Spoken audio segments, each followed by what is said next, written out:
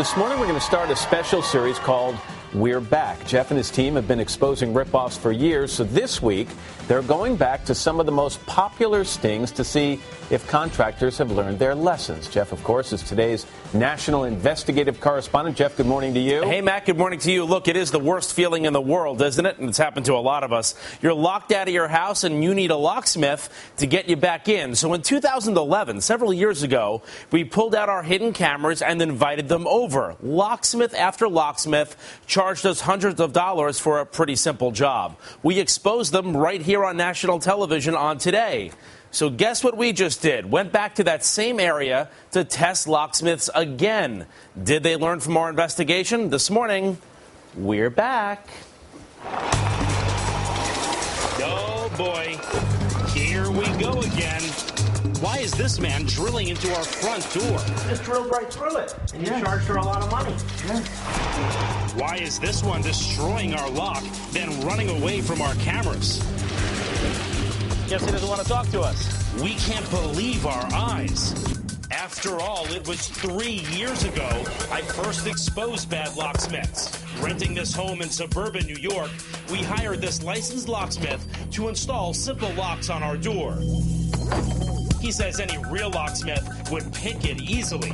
He showed us in just seconds. He says this job should cost about $100. There's no damage to the lock. It's a minimal charge to a customer, and it's the proper way to perform that service on a lockout. So I'm locked out of my house. Then we had our producer call Locksmith saying she's locked out. This guy didn't pick our lock. He ripped it off with pliers. Then we had to buy a new lock from him. In fact, back in 2011, our expert says one after another overcharged us, including this guy who drilled our lock, then demanded hundreds of dollars in cash, even saying this. Maybe we could go to the bank or something? Hold on, go with him to the bank? That's when I jumped in. I'm just trying to figure out why you're trying to charge a woman more than 6 times what experts say that job should cost. What do you want me to tell you? Why are you standing back? You scared? What's your name? Jeff Rawson, Nice. NBC News. Nice name. All right, so now it's 2014, and we're back trying to see if locksmiths learned their lesson. So we're back in the same area, setting up the same scenario, except this time our producer, our poor producer, is locked out in the rain. Thank you for coming. This first guy shows up and drills our lock right away, destroying it. Happy to sell us a new one. Price tag, $170. Can I ask why you drilled right through that lock without trying to pick it first? Because it was emergency. This next locksmith pulls out the drill, too. Another ruined lock. Price tag, $210. You trying to rip this woman off? I cannot pick that lock. Remember, it can be picked. Thank you for coming. But this guy doesn't even try, and he's about to drain our rainy day fund with a whopping price tag.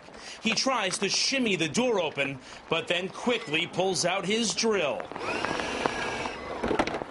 In seconds, we're in, but it'll cost us $415. The lady is outside in pouring rain. You think I'm going to stand for half an hour trying picking the lock? You think it takes a half hour to pick the lock? Yes, to me. We're going to have our expert show you, okay? All right. Yes, we had a new expert on site, and he spends only 5.5 minutes picking it and gets us in. He's in. No problem. You don't think you overcharged? You don't? No. You still think you should have drilled through the lock after seeing how fast you can pick it? Yes. Okay, nothing else to say then, I guess. In fact, in our new batch, nearly every locksmith charged us $200 or more. What's the bottom line here? Bottom line is that the consumers are being ripped off, and it's troubling. It's still happening, even after we exposed them years ago. Yeah, it's still a nationwide problem, Jeff. Nobody's doing anything about it but you.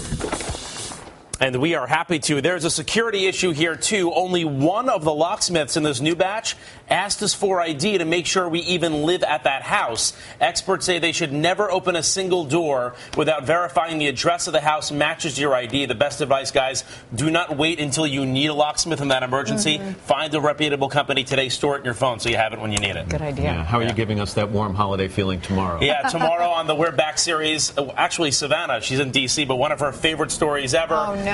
It's when, hey, Savannah, you love this one. The dirty underwear? Dirty underwear. We went to several retailers several years ago and found that when you return underwear, they'll put it back on the store shelves and sell it as new. So we're going back to some of the biggest chains. What time is that, Jeff? Because I want to plan breakfast before that. This time tomorrow. Are they still doing it? And by the way, these are some of the biggest retailers. Wait until you see what we found tomorrow here on Today. You've been forewarned. Yeah. Wait, Savannah. It's for you, Savannah. Set your Set TiVo. that DVR. I know. All right, Jeff. Thank you. Thanks.